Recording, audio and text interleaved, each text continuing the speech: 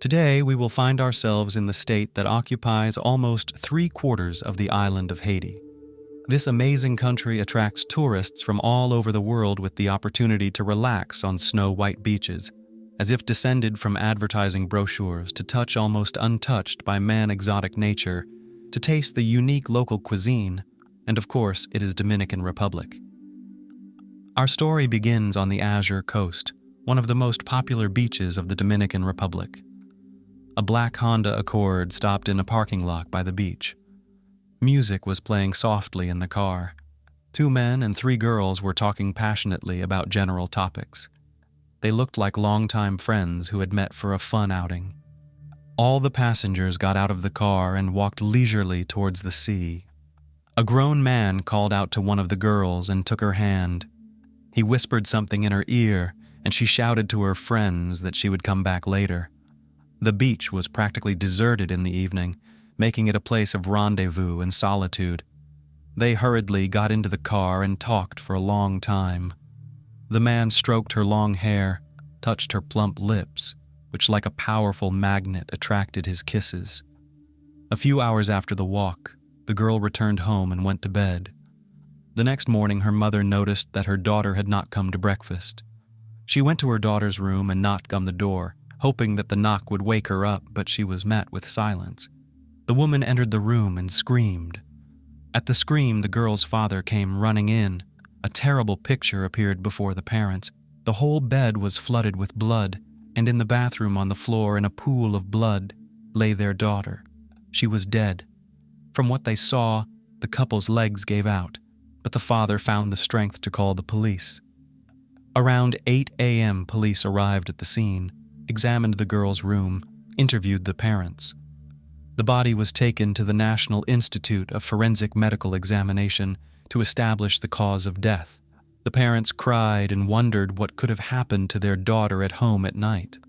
But unfortunately, the events preceding this tragedy began to develop much earlier and escaped the parents' eyes. Today before us will be a modern story of impossible love between a grown man and a young girl. She will be 16-year-old Esmeralda Richiez. Esmeralda Richiez Martinez was born August 23, 2006, in the province of La Altagracia, in the family of restaurant owners Eligio Riscosti and Isabel Martinez Richiez. She grew up in a complete happy family, had an older sister with whom she was very friendly.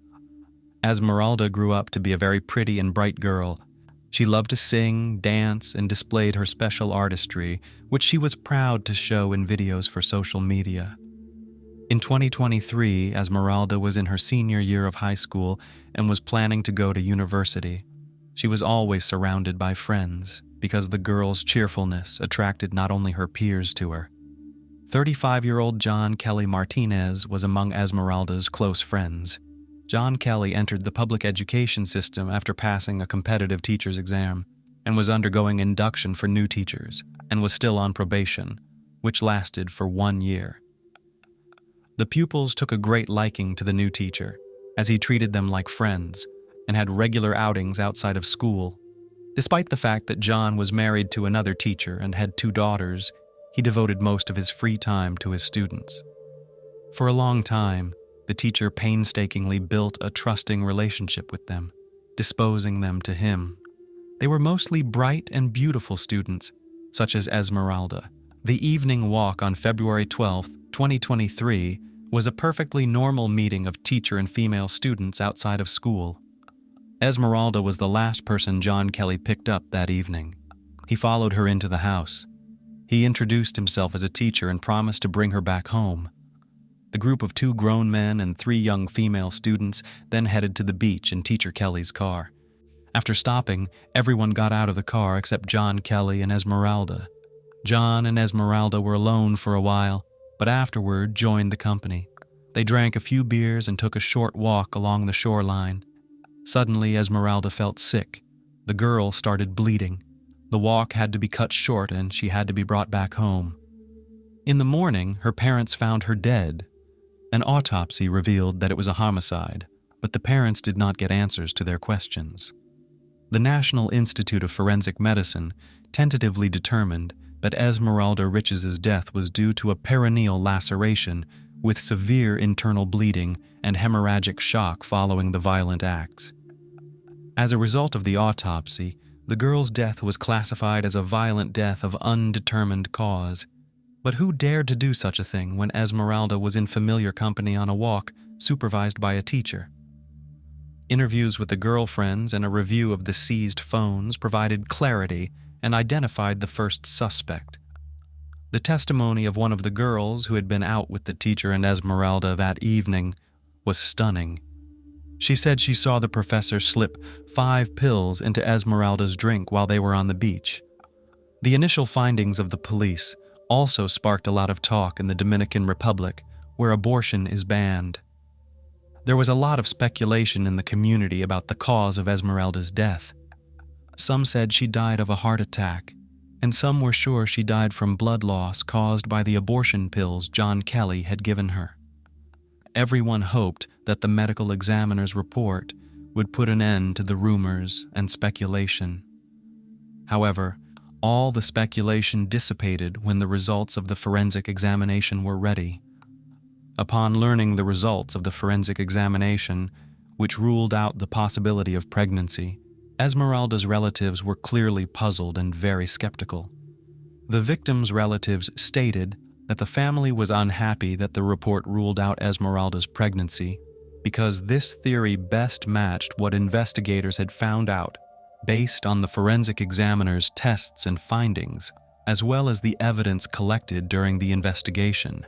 After all, a review of the phones of Esmeralda's friends revealed many text messages that, although indirectly, but indicated the teacher's long-term interest in the student. After the unsuccessful version of pregnancy, the investigation concluded that John Kelly drugged the girl without her consent and roughly abused her on the beach, which led to profuse blood loss and a few hours later to the death of Esmeralda.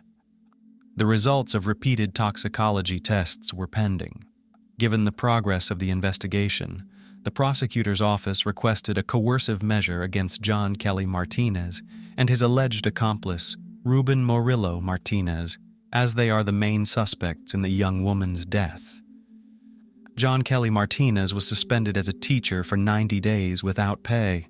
Because of the evidence collected against him, the prosecutor's office requested a year of preventive detention against John Kelly as the prime suspect in Esmeralda's death.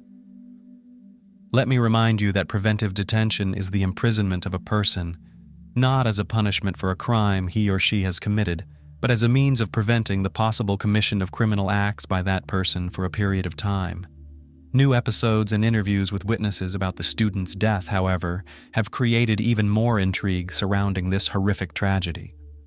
After several interrogations, authorities learned that due to severe bleeding, the entire company had to stop several times along the way to help her.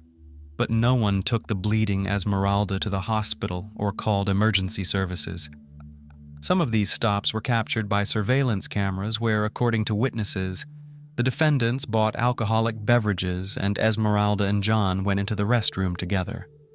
Later, they also went into the pharmacy to buy medicine, water, and feminine hygiene pads. It was later established that Esmeralda had to completely change her clothes at one of the stops because her own were completely soaked in blood. After Esmeralda was taken home, her parents also noticed that she was bleeding heavily, and thinking it was a woman's cycle, the mother simply gave her daughter a painkiller to make her fall asleep. It was learned from one of the girl's cell phones that Esmeralda had sent her an audio message in the early morning hours asking for help and saying, "Please help me, I'm bleeding." But unfortunately, the friend listened to the help recording too late. The next day, Esmeralda was found breathless on the floor of her bathroom, completely bloodied. On February 14th, John Kelly Martinez was arrested by police and his home was searched a day later, during which the clothes he was wearing that night while out with his female students were seized. His cousin, who was the second man that night, Ruben Murillo, was also accused of trying to hide John's bloody pants. There are many ambiguities in the investigation into the event. The prosecutor's office should have clarified the situation rather than making new speculations about an event that alarmed the public. The public demanded a quality investigation to find out the real cause of the young girl's death. Many felt that the obvious facts that were on the surface had not been taken into account by the investigation. This involved not only a search of the house where the teacher and his family lived, but also the very car in which the crime against Esmeralda may have taken place, which triggered the bleeding. The car was urgently requested by the authorities, but as it turned out, it was sold in a hurry by John Kelly's wife. The investigation believed that such a hasty sale of the car was a fact of hiving evidence that could prove violent acts. The purchaser of the automobile was Paniagua Pillier. After it was learned that a coercive measure would be sought for alleged complicity in the case against J.C. Espinal Rijo, John Kelly's wife, and Frank Paniagua, who was the new owner of the car was finally inspected. But other than traces of blood that belonged to Esmeralda in the car, no other evidence was found. The court ruling determined that there was not enough evidence to keep J.C. Espinal Rijo in jail, and she was released. The investigation continued for several months. The prosecutor launched his own investigation and re-interviewed the 3 girls who accompanied Esmeralda, testimony that helped investigators reconstruct the events of that night minute by minute. At 7:30 p.m., John Kelly Martinez, 35, and his cousin Ruben Marilla Martinez went to the home of Esmeralda Richiez in La Otra Banda, Iguay, with 3 other girls in the passenger compartment of the car. John excused Esmeralda from her mother, introducing himself as her teacher and telling her of the exciting evening that awaited her daughter and the other students. Esmeralda went along with him. It turned out that originally, the whole company was going to go to the fair with amusement rides, but on the way, John changed his mind and changed the destination. Most likely, John Kelly did not intend to go to the fair, but preferred a quiet Macau beach. On the way to the beach, John stopped the car at a store where he bought a beer, and returning to the car, he asked his brother to sit in the back seat, while Esmeralda sat in the front. The man had a thermos with him into which he poured the beer and added 5 unknown pills to the drink. He offered it to Esmeralda without informing her of the contents of the thermos, but it was noticed by one of the girlfriends. Arriving at the beach, the 3 girls got out of the car, leaving Esmeralda and John Kelly alone. They were alone in the car for about 30 minutes, and of course their prolonged absence was noticed by Esmeralda's friends as well. After a moment without explanation, John appeared and told everyone to get in the car as they were leaving urgently. They had to make several stops along the way because Esmeralda started bleeding heavily. One of the stops was at 9:45 when they stopped at a gas station parking lot where, according to eyewitnesses and CCTV footage, Esmeralda used the cafeteria restroom. Esmeralda's classmate said she asked to stop at the gas station because she needed to visit the ladies' room, and when she went in there with her friends, they noticed her clothes were soaked with blood. There was a lot of blood in the restroom, so much so that the girls had to mop the floor. The girlfriends tried to help Esmeralda. They were very frightened and asked the woman working at the gas station if it was normal, and she said it was not normal and advised them to see a doctor immediately. The girls told John Kelly about it, but the man refused to go to the hospital, saying that if he did, he would go to jail.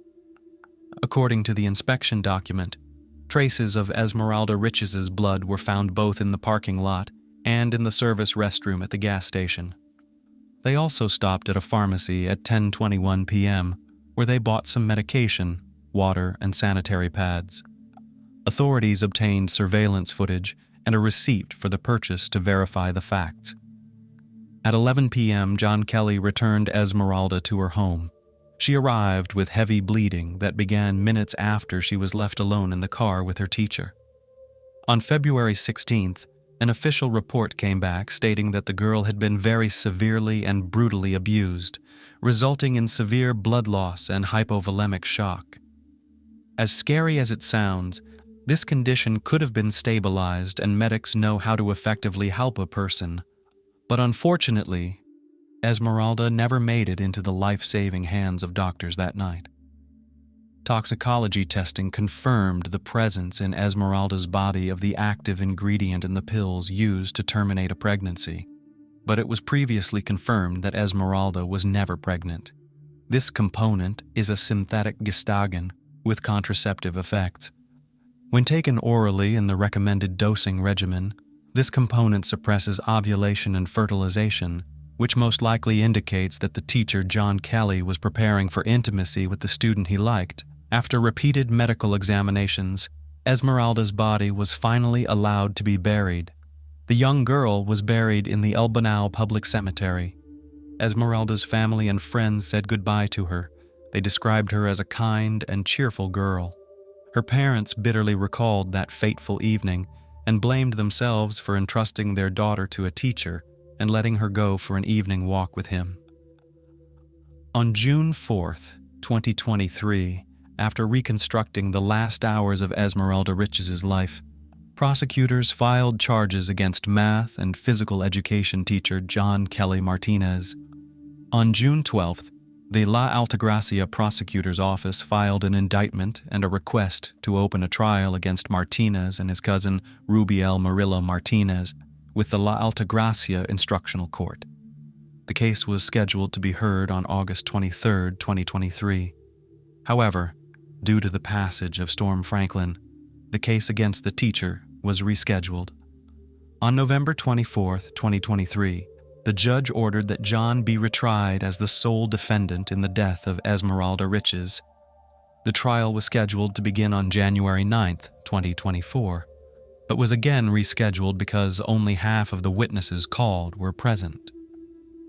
The trial is scheduled for February 1st and 6, 2024, before the Collegiate Court of the Penitentiary Chamber of First Instance of La Altagracia. The defense attorney urged the court to note that his client can only be charged with violence and accuses the parents of not taking action to avoid the death of their daughter, knowing about her problem.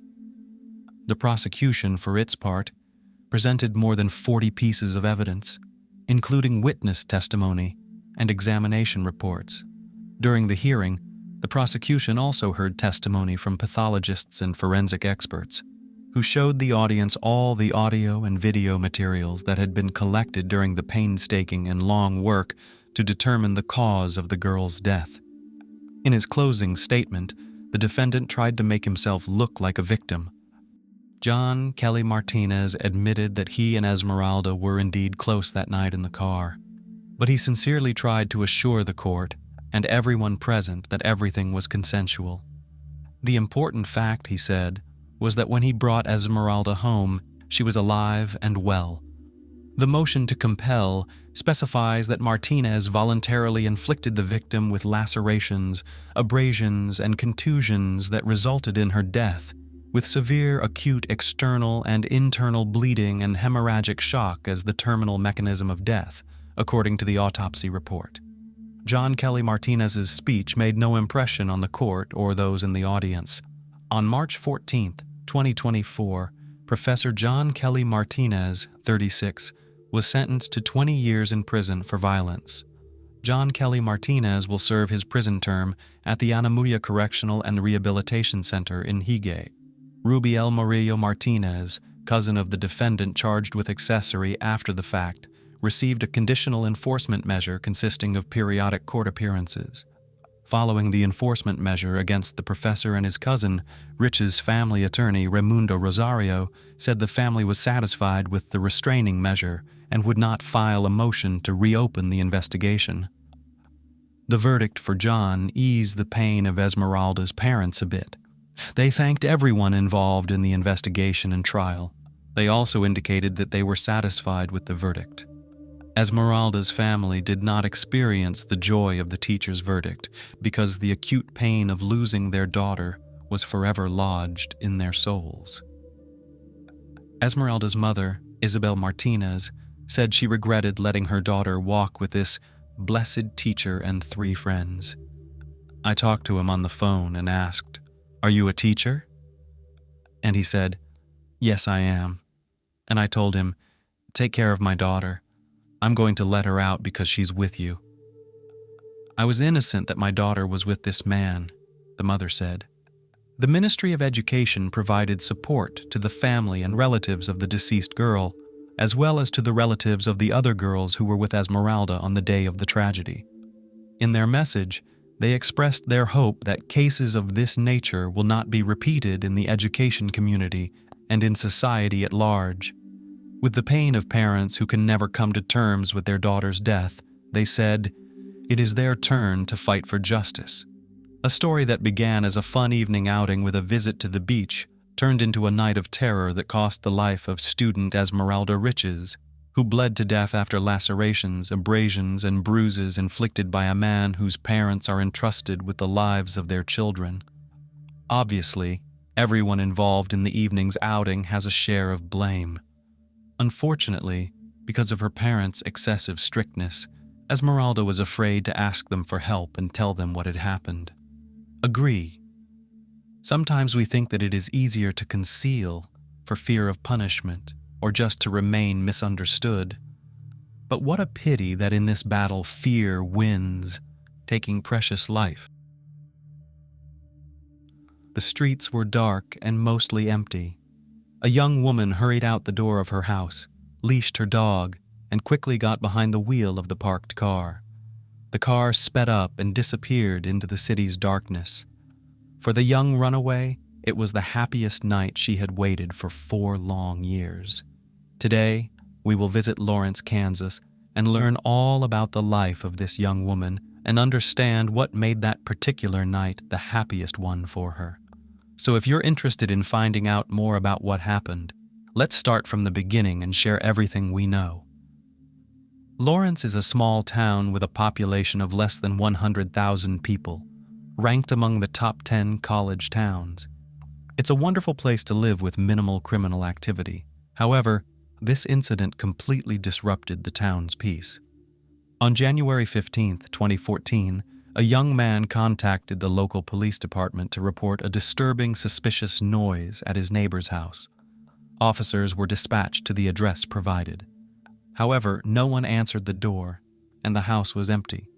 They surveyed the surrounding area, and through the glass door in the backyard, they spotted a silhouette resembling a person lying down. Once inside, the police confirmed that it wasn't a mistake. The silhouette indeed turned out to be a person. On the living room floor, they were faced with a horrifying scene. A middle-aged man lay in a pool of dried blood. His hands were bound, and his throat had been cut so deeply that he was nearly decapitated. What was just a routine check turned into a criminal investigation, the motives of which needed to be determined. The identity of the deceased was quickly established. He was 52-year-old local entrepreneur and owner of a chain of pizza restaurants, Harold Sasko. He was born on September 11, 1961 in Florida and was the 10th child out of 12 in his family. His relatives described him as a responsible and organized person who was always a leader in everything. Harold worked hard from the age of 14, dreaming of becoming a successful entrepreneur and owning his own business. After studying for about 2 years in college in Oklahoma, Harold worked as an administrator in a chain of pizza restaurants in Texas, where he learned management and was able to save money to achieve his goals. In the 1990s, the Sasko family moved to Kansas. Here, the enterprising Harold opened his own pizzeria. The business was successful, and within a short span of time, Mr. Sasko opened another pizzeria in Topeka and one in Lawrence. But who could have done this to the respectable man, or could Harold have had a dark side to his personality that warranted what happened to him? Investigators quickly established that Harold Sasko had been living with 19-year-old Sarah McLynn for the last few years. However, she was not found at home and could have been the second victim of a brutal attack by a mysterious criminal. Sarah could have been the last person to see Harold alive, but where did the girl disappear to? In order to find the missing Sarah and uncover the mystery of the relationship between an adult man and a young woman, investigators had to piece together information about the complicated and secretive relationships that had been kept under wraps in the deceased Harold Sasko's home. Sarah Gonzalez McLynn was born in 1994 in Topeka, Kansas. She was a normal child, energetic, cheerful, sweet, and smiling. The girl was interested in everything new and fearlessly tried new hobbies. In her teenage years, she faced harassment from a neighbor, and her mental state was shaken. Sarah was very scared by the harsh behavior of the adult man. She felt helpless. During this time, disputes between her parents became more frequent, which aggravated the situation at home and had a detrimental effect on the girl's state. She had to grow up early to try to understand adult difficulties, but the immature psyche of a teenager did not yield the desired result, and Sarah began to drown her problems in alcohol. But the addiction to drinking did not bring relief, and Sarah, having a nervous breakdown, wanted to end her own life. After the attempt, she was hospitalized, where she underwent treatment in a psychiatric clinic for some time. Sarah dreamed of leaving her parents' home, where she was suffocated by the toxic atmosphere with parents who could not divide their property during the divorce. She started saving money to rent a room and move out. During a period of despair, Sarah met an adult man who calmed her and boosted her confidence. That was Harold. He ran a mentorship program for youth, where he met Sarah, who got a job at one of his restaurants. By the age of 16, she was already taking orders at the pizzeria counter and diligently saving money for her dream. During this time, Sarah was quite happy. She left the hated home for a place where she felt needed. She made friends and established a relationship with Harold. In turn, he became a second father to her, providing the love and attention she sorely lacked. One day, in a confidential conversation, Sarah honestly told him about her problems, and they moved in. Harold offered Sarah to move in with him temporarily until she found separate accommodation. Sarah's mother was against it, but the girl was adamant. After enrolling in college, Sarah moved in with her mentor. It was a forced measure, which Sarah believed should not last long. Harold paid for her education. They established a friendly relationship and grew close as father and daughter. And for a long time, that was indeed the case. Interviews with neighbors and witnesses showed that Harold was a pillar of support for Sarah after the difficulties she had experienced in her family. She found refuge with an adult friend. Harold was both a mentor and a friend to her, despite their significant age difference. After Harold Sasko's demise, the police needed to find Sarah McLynn as quickly as possible, as she could be in danger. Blood tests showed that all the blood belonged to the deceased, indicating that Sarah was alive and could indeed have been abducted. During the search, it was discovered that Sarah's biological father had reported her missing much earlier than the news of Harold's demise became known, but the police had been inactive, assuming teenage maximalism and her frequent departures from home. Detectives believed that the young woman might also have been a victim of an attack. Her search continued. However, the investigation considered various theories of the attack and crime. One of them was robbery. During the house inspection, it was found that some valuables and items had been stolen.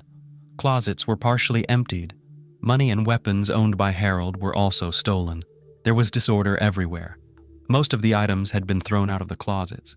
After compiling lists of the stolen items, it became clear that only Sarah's belongings were missing. Her tablet, phone, and car were found on the parking lot of the house.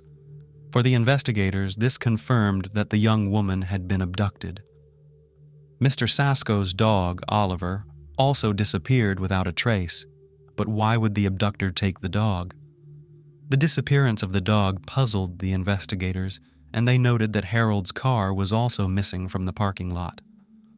The license plate was checked in the database, and the police began actively searching for the car.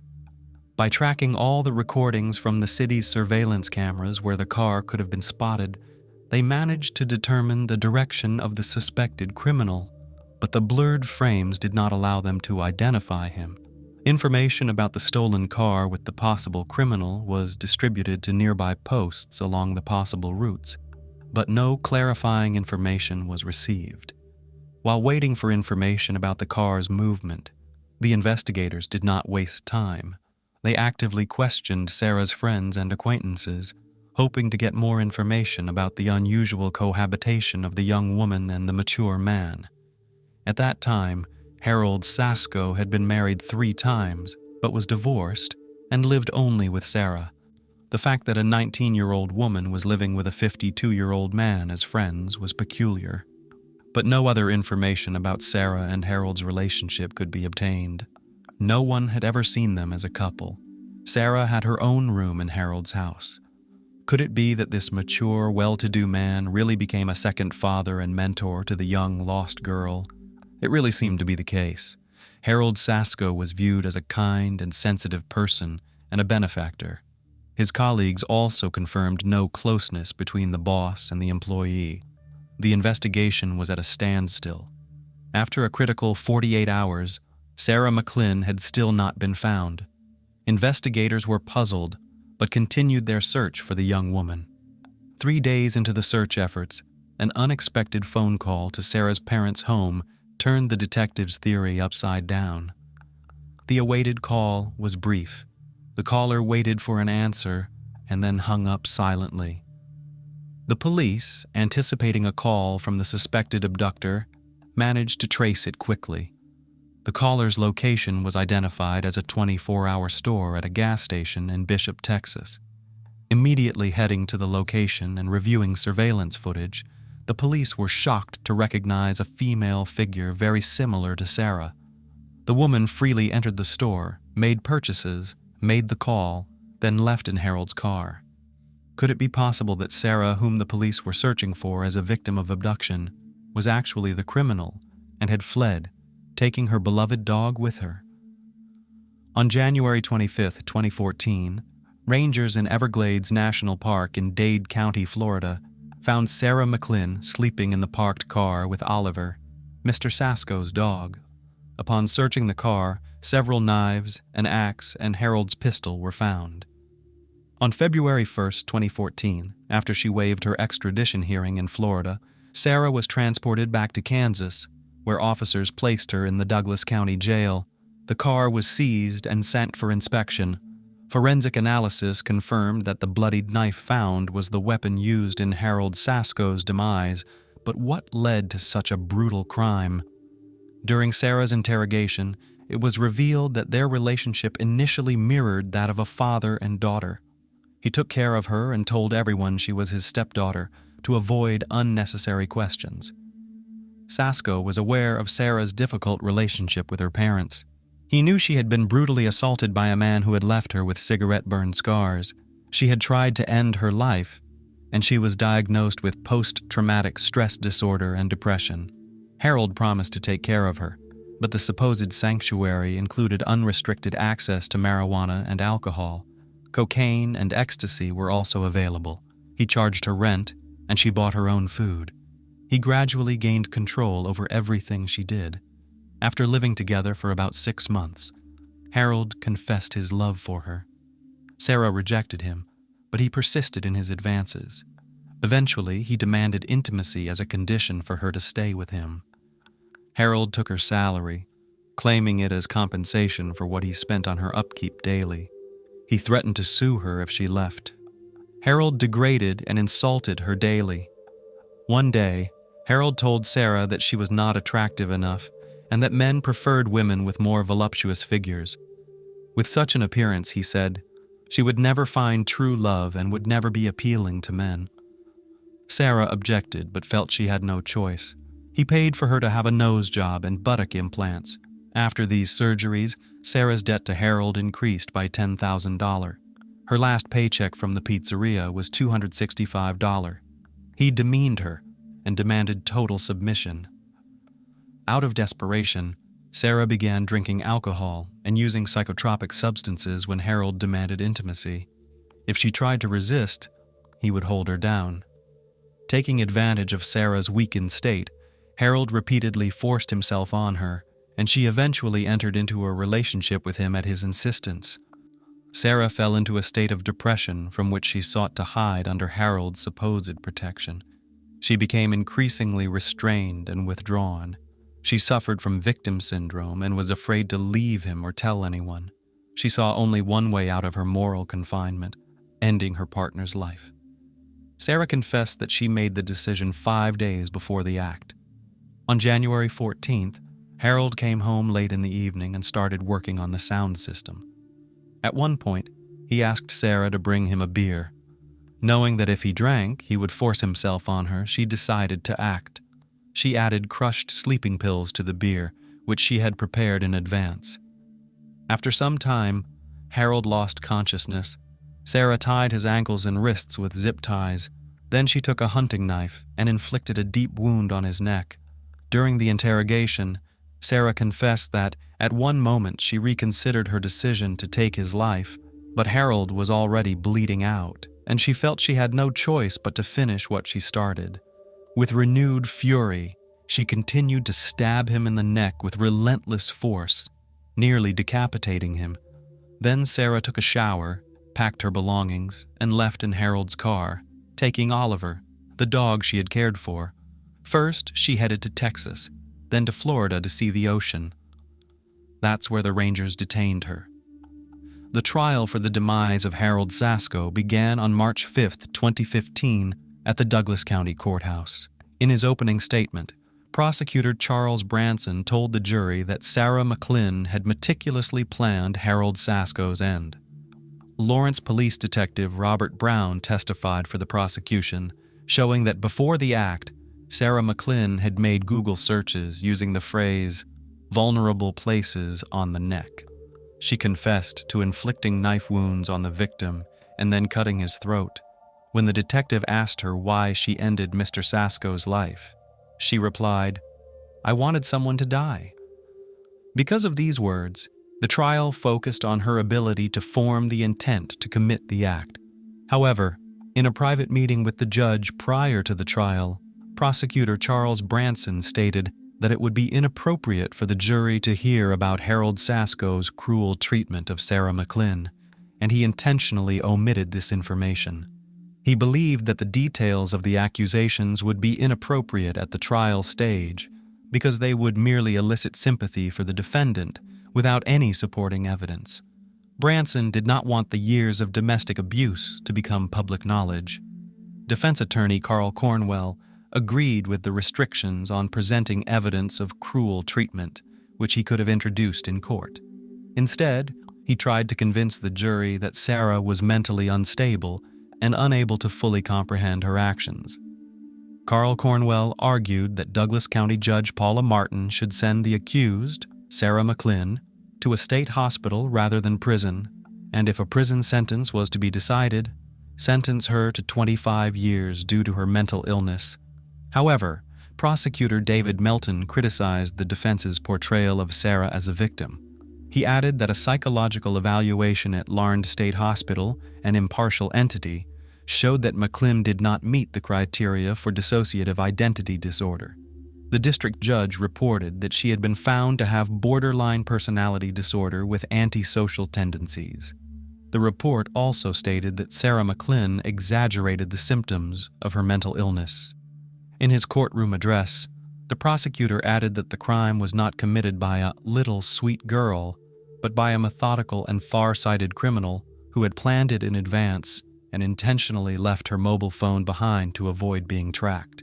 In his closing statement, Prosecutor Melton said that in his legal career, he had never encountered something so reprehensible and brutal as the crime committed against Harold Sasko, and therefore, the defendant deserved a sentence ranging from 50 years to life imprisonment.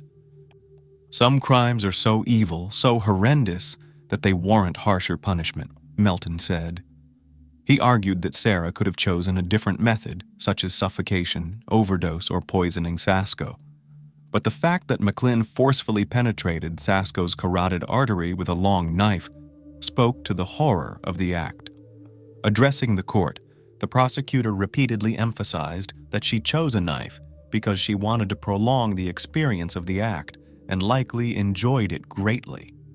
After considering the arguments, psychological assessments, requests from relatives, and letters to the court, Martin ultimately decided that there is no evidence to support commitment to a psychiatric facility instead of prison, and that the act was committed in a disgusting, barbaric, and brutal manner.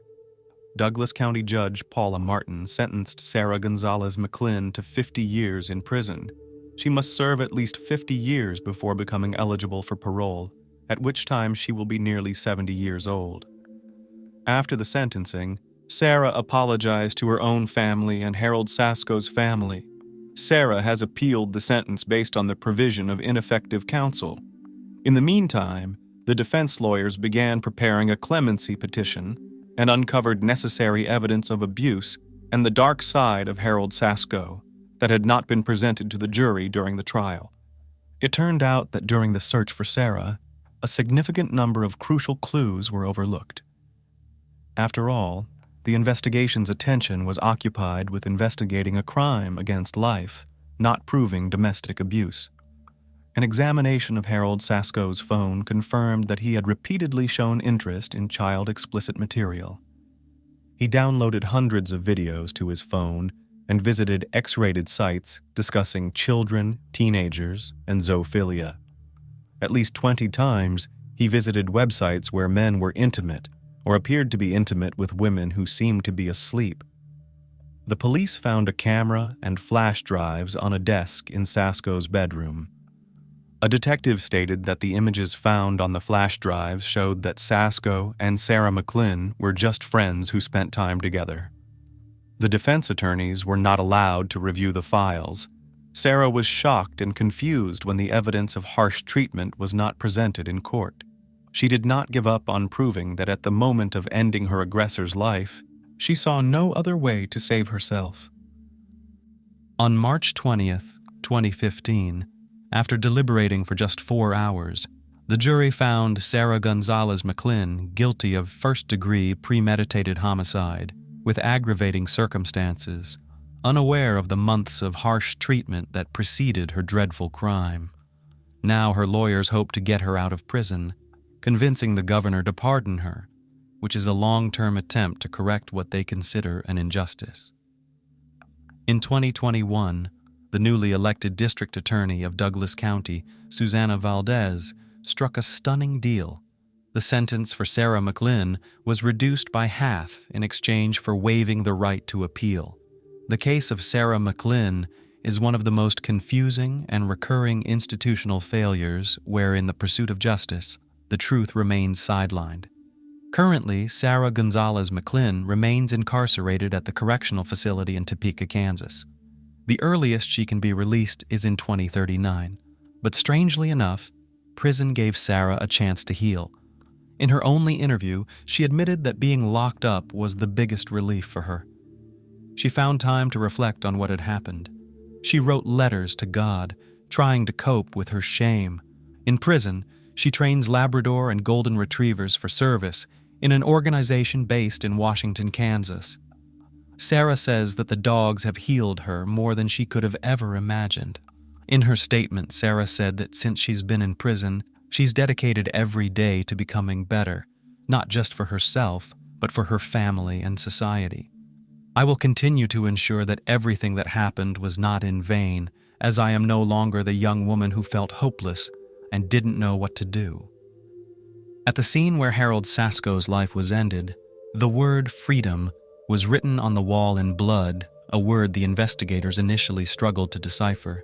During questioning, Sarah replied that she wrote what she felt after committing the crime. Paradoxically, it was in prison that Sarah Gonzalez McLynn found her freedom. The dark mystery of the disappearance is solved 14 years later. Investigating certain crimes can take years or even decades due to a lack of evidence or witnesses. Sometimes investigations are intentionally misled to create confusion or send investigators down the wrong path. Many such cases eventually end up on the shelves of archives as unresolved. However, crimes involving life-ending actions and abuses of various degrees of severity generally have no statute of limitations, and investigations can be reopened at any time when new information surfaces. Cases related to the disappearance of individuals, particularly minors, are often solved on hot tracks. It is believed that the first 3 days are critical when there is a high likelihood of finding the person alive. Thereafter, the chances of a favorable outcome rapidly diminish. The case of the missing German schoolgirl from Berlin, Georgina Kruger, was investigated for over 10 years and was considered one of the most mysterious in the history of German criminology. The girl disappeared during the day on her way home from school, having traveled just a few dozen meters from her home. No evidence, leads, or witnesses were found, and although the investigation was periodically reopened, there was little hope of solving the crime. However, thanks to meticulous work by undercover agents, the criminal was eventually exposed. What is known about Georgina Kruger and her family? Georgina, or simply Gina Kruger, was born on April 11, 1992, in Munich, and was the middle child of 3 in a simple family. She grew up with her older brother Tommy, who was 8 years her senior, and her younger sister Michelle, who was 2.5 years her junior. When Gina turned 11, her parents decided to separate, and her older brother, who was then 19, chose to live with their father. After the divorce, the girls were primarily raised by their mother Vesma and their grandmother on their mother's side. Both girls did well in school, were involved in music and dance, and were creative by nature. The family lived modestly, and while their father maintained contact with his ex-wife and daughters, he was more focused on supporting his elder son, whom he funded through school and supported in various ways. In June 2006, Vesna moved with her mother and daughters to Berlin, where she had been offered a well-paying job. The family settled in the Moabit district at house number 8 on Stendal Street. On September 1st, the sisters attended one of the best local schools, which, although located in a different district, was accessible by bus. Vesna was very pleased with her new job and had big plans for the future. But soon the peaceful and measured life of the family was shattered. She dreamed of becoming an actress. From childhood, Gina loved to sing and dance, engaging in these activities seriously and with full dedication. Inspired by Indian films, she dreamed of an acting career and enthusiastically participated in school theater, as well as attending acting and stage speech courses. Teachers working with young Kruger noted that she definitely possessed the necessary talents, and thus predicted her future success and fame. Moreover, the girl had a bright, expressive appearance, a slender feminine figure, and was quite tall for her age. She took meticulous care of herself, keeping up with fashion trends, striving to dress stylishly, and used decorative cosmetics skillfully and intelligently. It's worth noting that Georgina applied makeup as well as professional makeup artists, often doing makeup for her friends and neighbors back in Munich.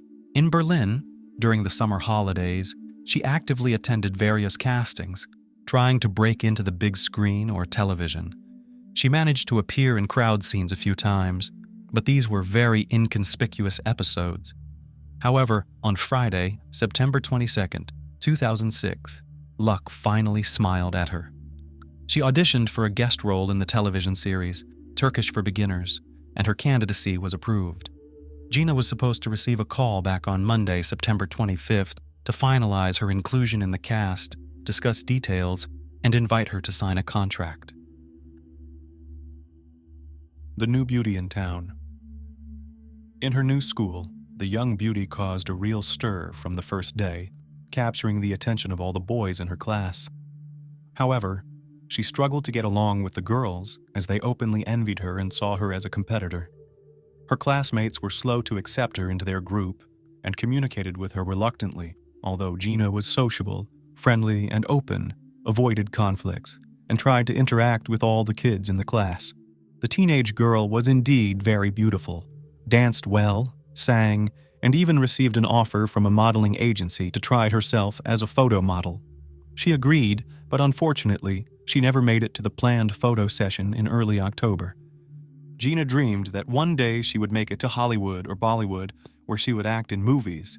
She imagined herself on the red carpets of prestigious film festivals, among celebrities, dreaming of fame, recognition, film awards, and was ready to work hard on herself to achieve her desires. The schoolgirl almost made it happen, when suddenly she disappeared without a trace, a few miles from home. So the schoolgirl was awaiting confirmation of her role in the TV series, and she had no doubts about it. All weekend, Georgina could think of nothing else but the upcoming call from the studio, which was set to decide her fate. She was excited and inspired, already imagining herself on set and working on her lines. On Monday, September 25th, as usual, she headed to school in the morning. She was supposed to return home by 2 o'clock in the afternoon, and since the call was expected in the late afternoon, Gina asked her grandmother to answer all calls, promising not to linger anywhere. The day dragged on endlessly for Kruger. Her classmates noticed that she seemed tense, constantly checking the time, and unable to focus on her lessons. Since she hadn't told anyone about her participation in the casting, her anxious state was interpreted differently by everyone. When school ended, Georgina, having gathered her belongings, hurried to the nearest bus stop, got on bus number 27, which she rode daily, and headed home. After traveling 3 stops, she got off at Rue Retenover, which was a short distance from her house. However, she never made it home, vanishing somewhere halfway from the stop to her apartment. Georgina Kruger was never seen again, neither alive nor deceased. Search for the missing schoolgirl. By 2 o'clock in the afternoon, the grandmother, who was waiting for the granddaughters to return from school, had prepared lunch and set the table. Georgina was supposed to return first, and Michelle a bit later, since she had additional classes at the music school that day. But the older granddaughter did not show up, which was very strange because she was eagerly awaiting the call and had no plans to stay out. When Michelle arrived home at 3 o'clock, the grandmother grew anxious and started calling Gina to find out where she had vanished, but the schoolgirl's phone was turned off. Subsequent attempts to reach her also failed. The anxiety grew, and when Vesna returned from work and learned that her daughter was missing and her mobile was unreachable, she realized something serious had happened. The first thing the mother did was call the school, where she was informed that Kruger had attended all her classes and had left by bus as usual. Then the woman contacted several of her daughter's friends, hoping that the girls had simply got caught up talking or had stopped at the cafe on their way home, but they said that Georgina was in a hurry and had headed straight home. The concerned women then went to the police station and reported the disappearance of the 14-year-old girl. However, the law enforcement initially took a skeptical view, suspecting that the schoolgirl might have gone on a date, visited someone among friends, or had an argument with a classmate and was sulking alone somewhere in a park. After exhausting all possible scenarios and verifying that the teenager was nowhere to be found in any of the anticipated locations, detectives began checking reports of accidents and calling hospitals, assuming that the girl might have encountered trouble, suffered an injury, or been harmed on her way home from school. But Gina had not been admitted to any hospital either. As the night approached, extensive searches and witness interviews began. It turned out that the girl was last seen at the bus stop when she exited the bus and turned onto the street leading to her home. The schoolgirl was dressed in blue jeans with wear marks, a light blue t-shirt, a denim jacket, and gray sneakers. She carried a pink sports bag with a long, wide strap, which contained her notebooks, textbooks, and her mobile phone. Investigators were able to track the girl's movements through her device's signal. She indeed spent the entire day at school, then boarded the bus and got off at her stop. But approximately halfway to her home, the signal suddenly disappeared and never reappeared. The search began on Stendhal Street, where the Kruger family lived. A search team with dogs trained to detect the scent of living or deceased humans was dispatched there. At that point, there was still hope of finding the teenage girl alive and unharmed. Vanished into thin air. Law enforcement checked every home, interviewed all residents and potential witnesses, inspected attics and basements, spoke with workers at local stores and cafes, but no one had seen Georgina, and even dogs could not pick up her trail. By the next morning, flyers with the schoolgirl's photos and requests for any information about her had been posted all over the city. Dozens of calls came into the police station reporting sightings of a similar-looking girl in different parts of the city, but unfortunately, all leads turned out to be false. Concurrently, investigators began to follow up on all previously convicted local residents, as well as those who had been released on bail. Special attention was given to criminals and those who had shown an unhealthy interest in minors. However, all these efforts yielded no results. The schoolgirl seemed to have vanished into thin air, not making it home. No traces or personal belongings were found, as if she had never existed at all. False lead. After several months of fruitless searching, the investigation was suspended as there were no leads, not a single clue, and no idea which direction to pursue. However, about a year after Georgina's disappearance, an anonymous call came into the police station, with the unknown caller claiming that the girl's body rested at the bottom of a nearby lake. Authorities were unable to identify the caller, But they clung to this piece of information and decided to investigate it. For several weeks, highly skilled divers combed the lake bed using advanced equipment. It can be said with certainty that they examined virtually every inch, but found no trace of Kruger. The lead turned out to be false, but it nevertheless rekindled public interest in the case. The media actively discussed and wrote about the missing girl again, so it was decided to conduct another search operation. The police re-interviewed neighbors and brought in search dogs, although it was clear that this would likely yield no results. The dogs had been unable to pick up the girl's scent on the day of her disappearance, so there was little hope for success after a whole year. Investigators were confident that the schoolgirl was no longer alive, but the Kruger family members refused to believe this. Vesna concocted a legend for herself, according to which her daughter had run away to India and was now starring in Bollywood films, dancing and singing as she had always dreamed. The woman consoled herself with these thoughts and continued to live for the sake of her younger daughter. The monster next door. Search efforts periodically resumed, and in 2016, nearly a decade after a girl's disappearance, a resident of Stendhal Street contacted the police to complain about a neighbor who was actively inviting underage girls over to his place. This neighbor turned out to be a 35-year-old immigrant from Turkey named Ali K. He was legally married, raising 3 children, and tried to appear as an exemplary family man to those around him, but in reality, he was not. Upon closer inspection of Ali, and after studying his personality, the police were horrified, as 4 years prior, he had already been under investigation. At that time, he deceitfully lured a local schoolgirl, promising to sell her a trendy smartphone at a symbolic price. He took the girl to his storeroom, located in the basement of the apartment building, struck her on the head, and coerced her into intimate closeness.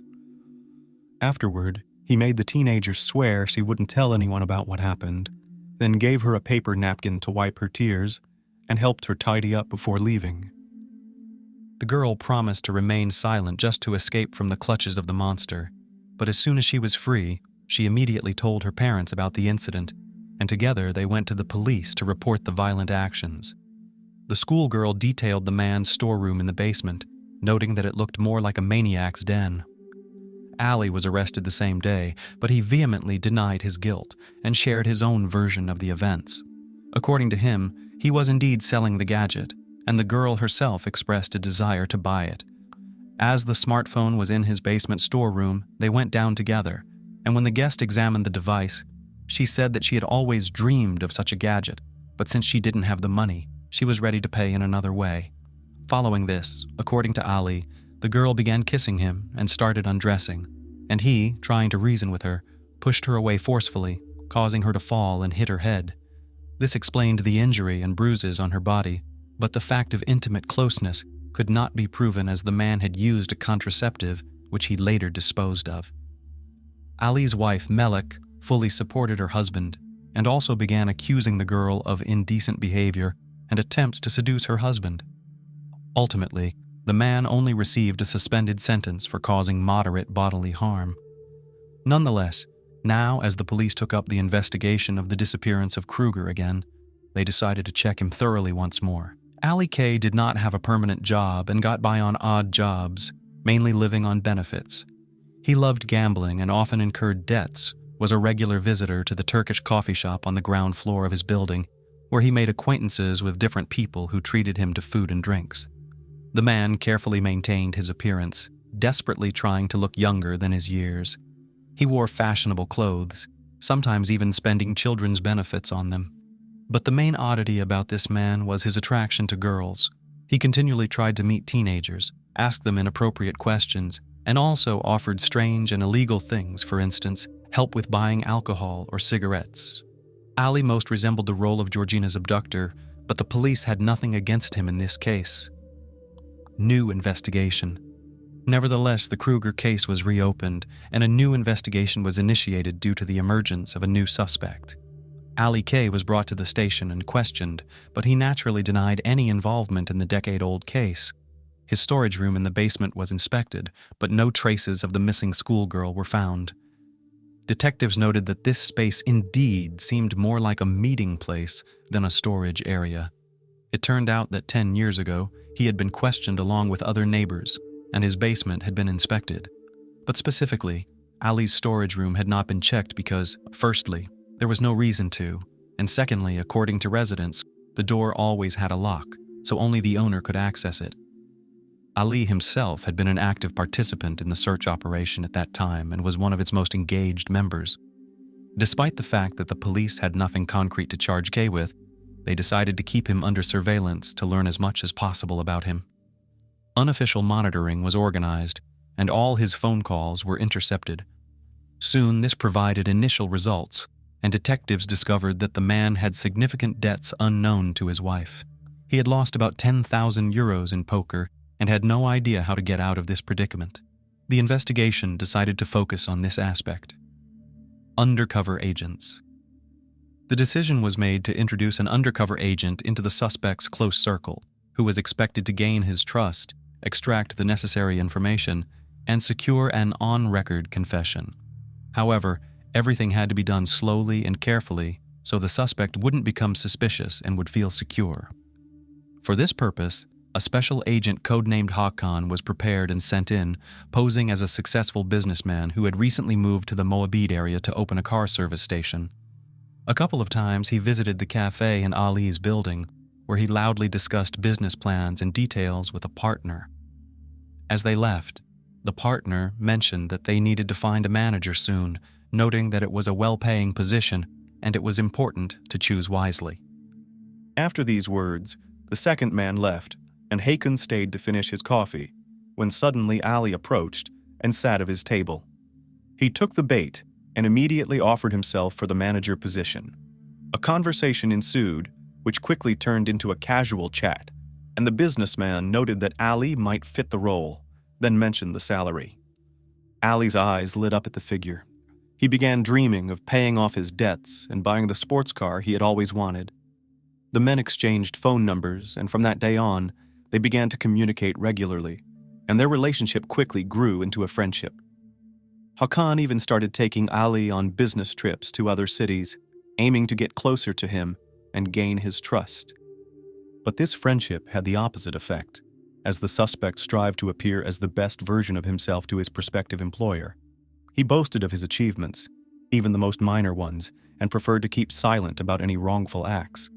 Several months later, realizing that the case was not progressing, the investigation decided to introduce another agent, this time a woman, who would play Hakan's girlfriend.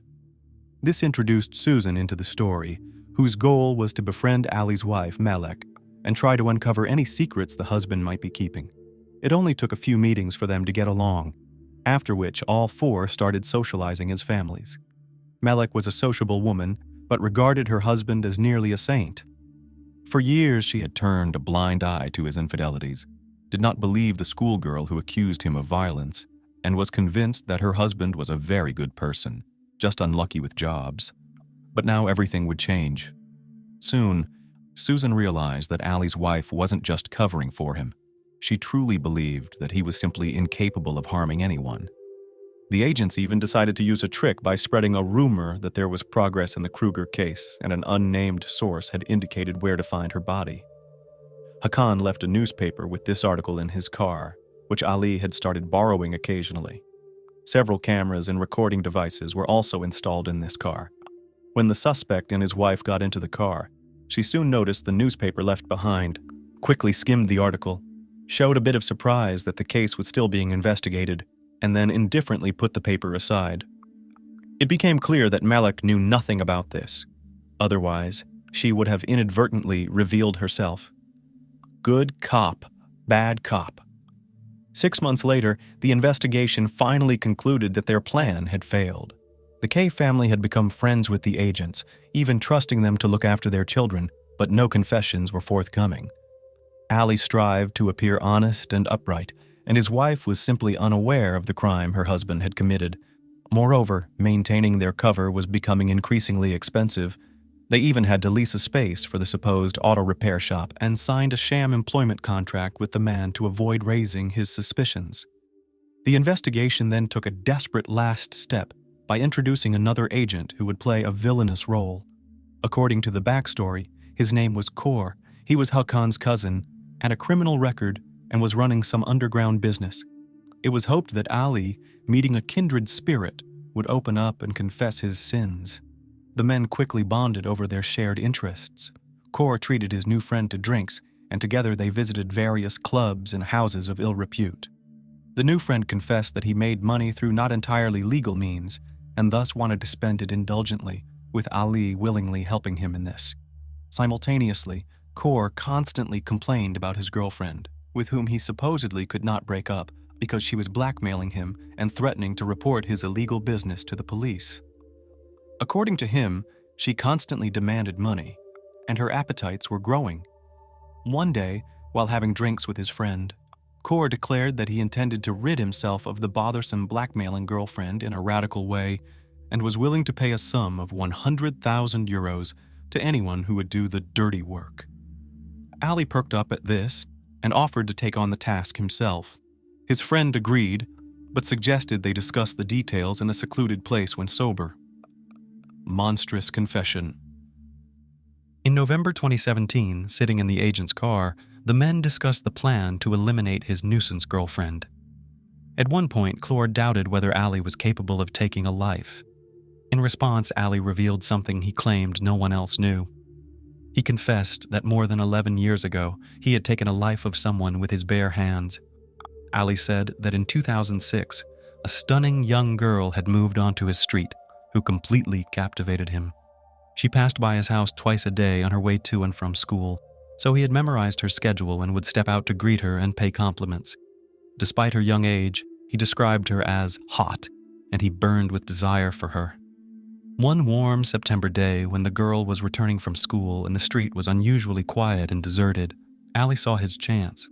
He asked a neighbor girl to help him move some items from his storage area, and she kindly agreed, not sensing any danger. Once they were in the basement, he locked the door and tried to kiss the schoolgirl, who struggled and screamed. He then knocked her unconscious with a blow to the head and took advantage of her. After the incident, afraid she might report him to the police, he decided not to let her go. He grabbed her throat with his hands and squeezed as hard as he could. Ali described the process in detail, explaining how he felt the crunch and sensed the pulse in her neck fade away.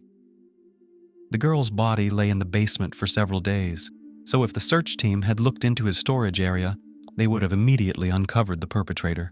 But no one suspected anything, and once the commotion had died down, he wrapped the body in an old rug and disposed of it in a garbage bin, which went directly to the landfill. Ali's confessions were recorded on a camera installed in Kaur's car, and by the evening of that same day, he was taken into custody. Unfortunately, the girl's remains were never found, as the waste of the landfill was regularly incinerated, and her body was essentially cremated. The trial and verdict. The hearings in this case lasted another 2.5 years before a final verdict was delivered to the criminal. He adamantly denied any wrongdoing, claiming that he had fabricated the entire story to gain Kaur's trust. But in reality, he planned to rescue his girlfriend by turning in his friend to the police as soon as he received the money. No other evidence was found besides the criminal's own confession. However, his detailed and vivid account was enough to convince the jury of this man's guilt. In March 2020, nearly 14 years after Georgina's disappearance, Ali K. was sentenced to life imprisonment with no possibility of ever being released. His wife, Melek, never believed in her husband's guilt, convinced that he had implicated himself while pursuing a noble cause.